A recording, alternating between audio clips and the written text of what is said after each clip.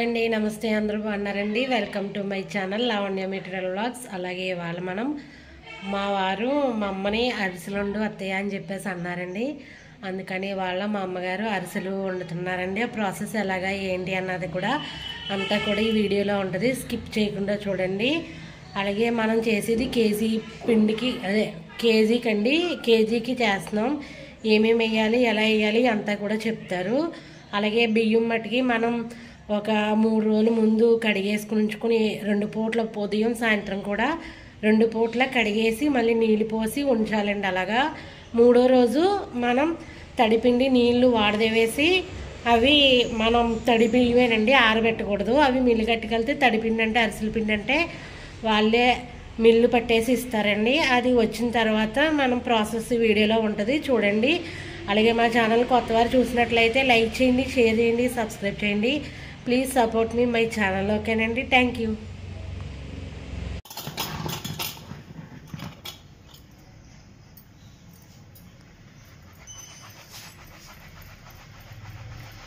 అంటే బియ్యం పరుగులన్నా నూక పరుగులన్నా వచ్చిందనుకో రాదు అక్కడ. చాలా అరిసెలు చేస్తున్నామండి. ఇవ్వండి బియ్యం కేజీకి 4 రవ్వల బియ్యం అండి, కేజీ వెళ్ళాలంటే. ఇప్పుడు ఆ బియ్యం 3 రోజులు నానబెట్టామండి. ఇప్పుడు అవి ఆడిచ్చేసేసి ఇలా జల్లించుకోవాలండి. బియ్యం కింద కానీ నూక కింద కానీ వస్తుంది కదండి ఆడేటప్పుడు, అది బియ్యం పడిపోతుందండి. అందుకని ఇలాగ జల్లించుకుని పాకం పట్టుకునేటప్పుడు వేసుకోవాలండి.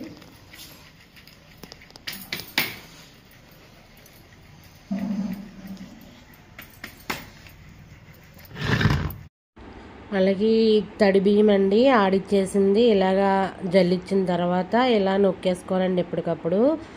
అలాగే బెల్లం కూడా మనం కేజీ బెల్లానికి కదండి 2 తవలు కదండి కేజీ అంటే బియ్యం.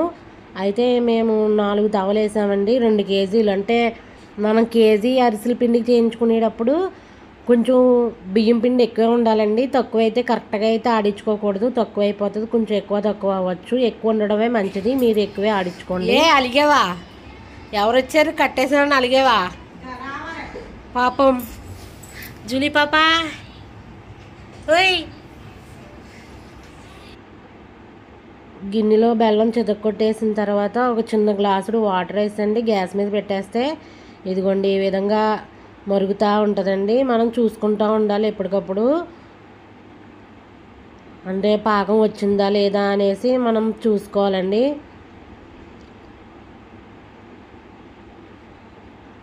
అరిసెల బియ్యం అంటే అలా ఆడేస్తారండి మిల్లి దగ్గర. మనం మిక్సీ అయినా పట్టేసుకోవచ్చు.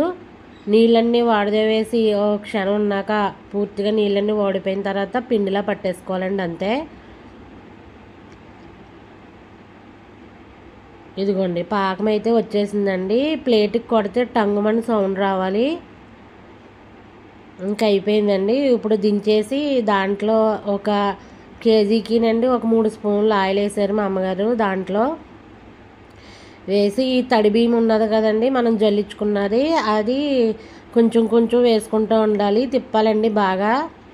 అరిసెల పిండి అంటే ఈ తిప్పడంలోనే ఉంటుంది. సీక్రెట్ ఏంటంటే దీంట్లో ఇది కొంచెం ఒక గుప్పుడు మైదా వేసుకోవాలండి అరిసెపిండిలో.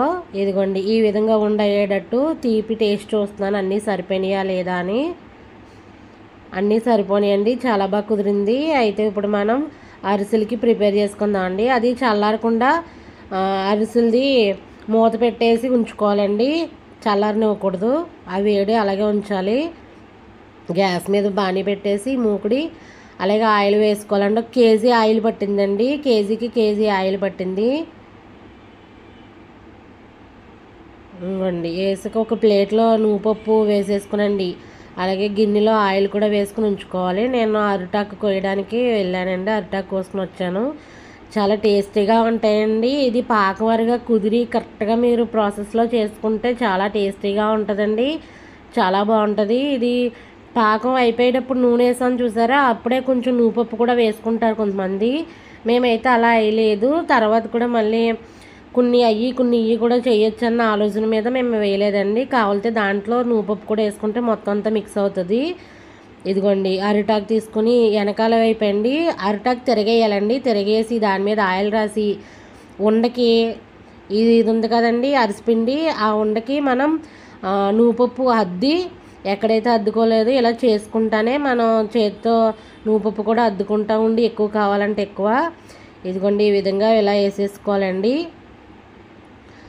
చాలా టేస్టీగా చాలా చాలా బాగుంటుందండి, కమ్మగా బాగుంటాయండి. కానీ ఇది అందరికీ కుదరవండి, పాకం వరగా కుదరాలి కదా, పర్ఫెక్ట్గా రావాలన్నీ అప్పుడు సెట్ అవుతాయి. ఇదిగోండి ఇలాగా మనం నువ్వుపప్పు అరగా అద్దింది అరటాకు మీద తీసి ఇలా జాయిగా వేయాలండి. మా అమ్మగారు చాలా టేస్టీగా చేశారు ఇవి. మా అమ్మగారు వాళ్ళ అత్తయ్య దగ్గర నేర్చుకున్నారండి, మా నానమ్మ దగ్గర.